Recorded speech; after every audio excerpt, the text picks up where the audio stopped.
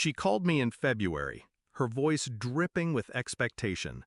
Can you organize my birthday again this year?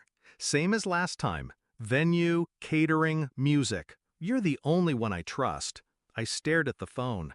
Not a word about mine, which had passed 2 weeks before. 26 birthdays, ignored, brushed aside, we'll celebrate later. But hers, a full production every year. And I was always the planner, the wallet, the safety net. This year she would get what she deserved. It wasn't always like this. As kids, we were close. I adored her. She was my older sister, my shield in schoolyard fights, my comfort when mom was cold, dad absent.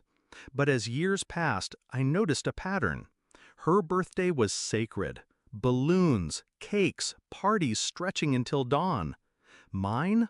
Forgotten. Always forgotten.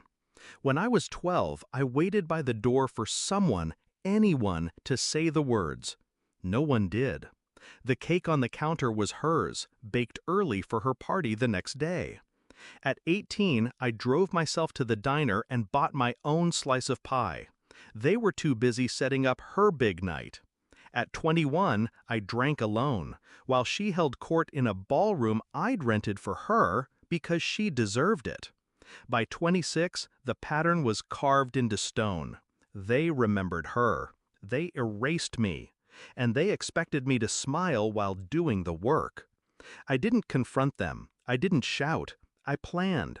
She wanted the same hotel ballroom as last year. I booked it. I coordinated menus, floral arrangements, a DJ. I sent out invites to 150 guests under her name. I confirmed every detail. But I also made sure no deposit was paid, no contracts signed, no orders finalized. Every smiling, "Of course we'll handle it," email I sent was a blade I kept hidden. The night arrived. Guests arrived in gowns and suits, laughter spilling into the marble lobby. They followed signs pointing to the ballroom, chatting about champagne and music. But when the doors opened, silence. No tables, no flowers, no food. Just an empty room echoing with confusion. The DJ never came. The caterer never arrived. The bar stood dry. 150 people. No celebration, no music. And her, standing in the middle, face pale, eyes darting as whispers turned into ridicule. Where was I?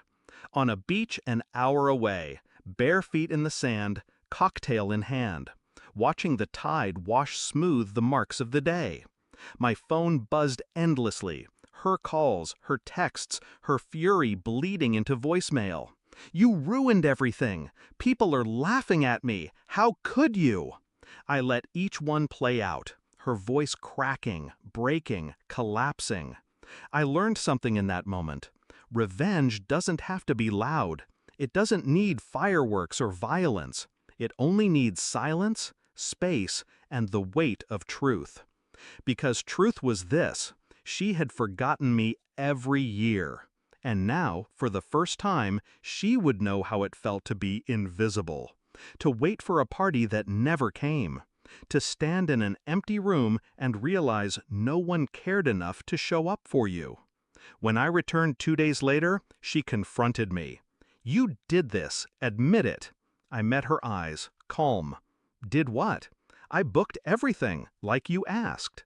Technically true, but intention matters, and mine was razor sharp. Her anger melted into something else then.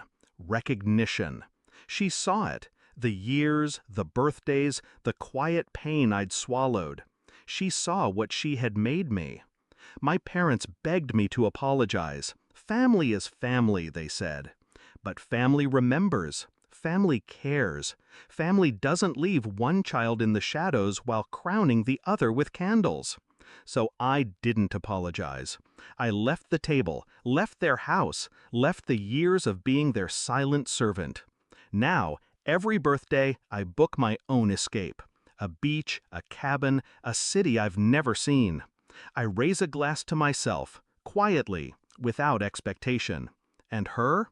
She books her own parties now. Smaller, less grand, because guests remember the night of silence, the night her family failed her, the night her sibling disappeared and left her in the dark. Do I regret it? No. I regret the 26 years I waited for them to see me. I regret the candles I blew out alone.